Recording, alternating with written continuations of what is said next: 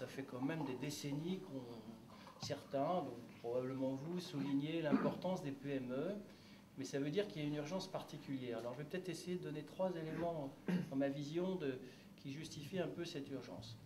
D'abord, c'est le sujet de la relation avec les grands groupes. Historiquement, on a été un pays plutôt colbertiste, plutôt qui développe à partir de Paris des grandes politiques nationales.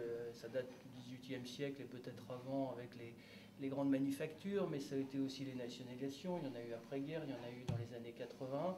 Et ça a structuré notre paysage industriel avec le pari que probablement ça attirerait justement le tissu des PME, l'emploi et l'économie. Et ça l'a fait pendant de nombreuses années.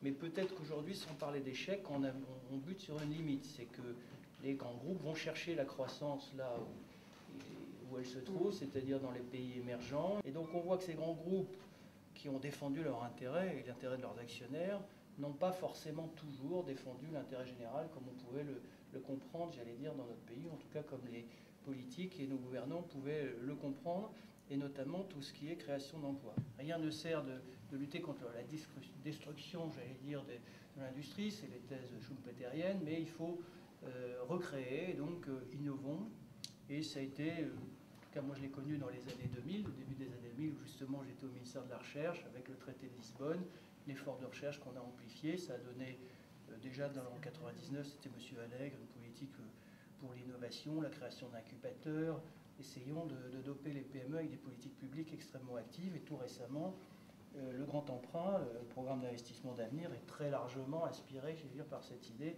de lien entre la recherche et l'industrie.